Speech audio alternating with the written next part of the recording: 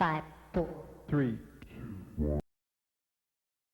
My father was a photographer. He had nice still cameras in a dark room and taught me how to do that. So when I was in high school, my hobby was shooting still pictures. And I got a job with the school newspaper to do that. And I thought it was so cool to be able to get to go and do what I wanted that I took journalism classes in college. And this was the time of Watergate, when investigative reporters were like rock stars. They brought down Nixon, you know. And I fell into journalism. I just kind of got swept into it. I got an internship, and then they said, okay, be a reporter. And one day they said to me, hey, Allgire, do you have 5 different ties and 3 different jackets? And I said, yeah, why? And they said, well, the noon news anchor's going on vacation. We need someone to anchor the news. I go, really? It was like, wow, I got to anchor the news. I put on a tie and I went out there to, good afternoon, I'm Dick Allgire, scared to death. Live, News 4 at 5 with Dick Allgire. Good evening, thanks for joining us. If you graduate from Windward College with a degree in journalism, you could get a master's, you get a doctorate, right? And you go to a broadcast news organization, say, here's my degree, I've graduated from college. They're not going to give you a job. It's what experience. Everybody that I saw go up through the ranks in all the stations I worked for, well, not all of them, but the majority of them, like, got a job as like a production assistant. They would do the rundowns, label videotapes, and help just menial stuff. The most memorable story I ever covered, that's a really hard question because there are so many. I've covered presidents. That's always interesting. I covered George Bush first, Ronald Reagan, George Bush Jr., Barack Obama. I've been this close to them. Covering presidents. I'll tell you, when Air Force One pulls up and you're reporting live, like, you only see a 747 through the jetway when it comes up. There's thick glass and walls, and you don't hear it. When you're out at Hickam Air Force Base and Air Force One lands and you got a microphone and you got to talk live, and this thing is like coming up and like right outside. The first time I did it, I almost went, holy shit, that thing's cool. The most important part of journalism is integrity, honesty, and not being biased. This is the one thing I remember from my college education. Professor M. Neff Smart, I'm sitting there in class, and he said, as a reporter, you have a duty and an honor. You are going to be the eyes of the public. They can't go to these events. They can't witness them themselves. You get to witness it, and then you get to tell everybody about it. So your purpose, your duty as a reporter is to be a witness and to be an accurate witness. And I never lost sight of that responsibility. That's something I always remembered. I'll admit something for you on camera right now. I don't believe mainstream media.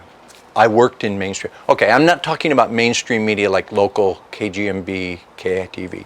I think they tell the truth. National mainstream media, I think, is a great deal propaganda, opinion, and just trying to sway people. A reporter would never in my day would be allowed to go give your political views on Twitter. You have the reporters for the New York Times, CNN, Washington Post. They're going on and saying wild things on Twitter. I would have gotten fired for that. Your job is to objectively find both sides and honestly give both sides of a story. And they don't do that anymore. They go on and they have an agenda and they have an opinion. And I think people are getting wise to that. So alternative media, that's why it's growing. What do I think about the fake news phenomenon? There's fake news there's fake news on CNN. There's fake news on the internet.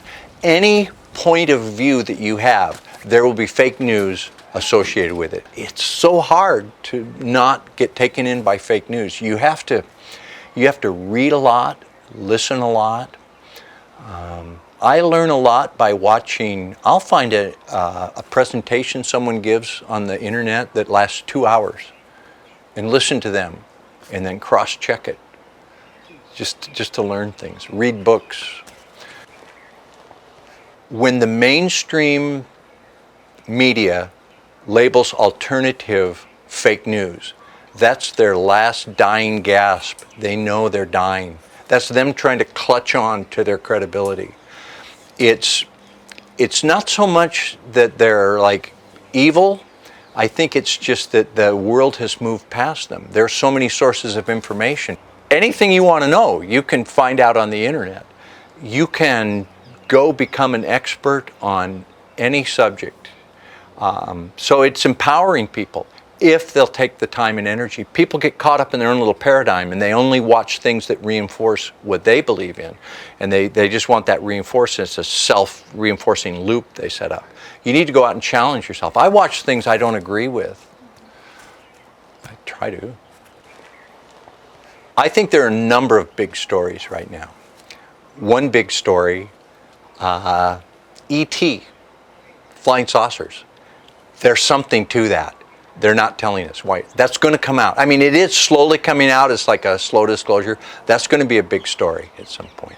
And I think a big story is Donald Trump taking on globalism. That's what he's doing. It's nationalism versus globalism.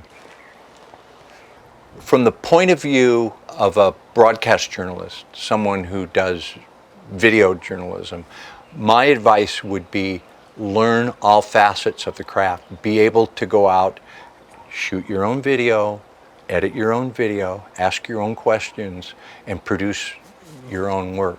It's hard to do it all, but that's kind of what's required. When you get to a certain level, they'll get you a great cameraman, but for starting out, you got to be able to do it all yourself. Some of the best stories I've gotten in my career were talking to people like at a bar. Like, you're a reporter? Hey, I got one for you. You know, I get a napkin. Yeah, what's that?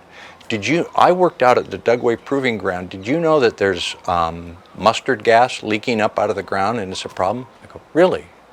You know, this guy's telling me this in a bar. And it turned out to be a great story that I broke in Utah.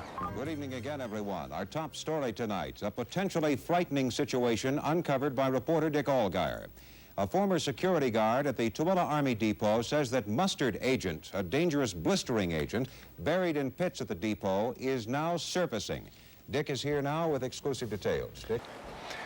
If you were President Trump, and I had a camera right here, and I could ask him a question, I don't think this would ever get on the news, but I would ask this, and I'd put it on YouTube. President Trump, who owns the Federal Reserve? Is the Federal Reserve part of the U.S. government? And my follow-up to that, Mr. President, what does it do to our economy and our money to have the Federal Reserve create money that's backed by nothing? It used to be backed by gold. It's now backed by nothing.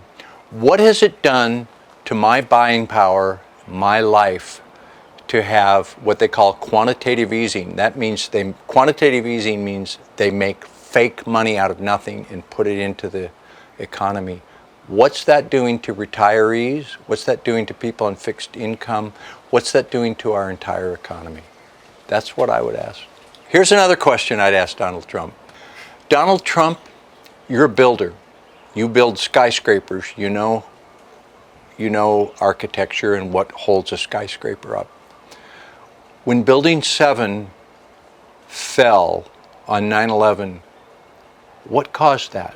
How did that building fall? That's the question I'd ask Trump. That's the Trump. How do you explain Building 7 falling? I'm not saying it's a conspiracy, or I'm not suggesting who might have done it. I'm just saying, let me ask the question of you, Mr. President. You're a builder. You put up skyscrapers. How did a 47-story building go?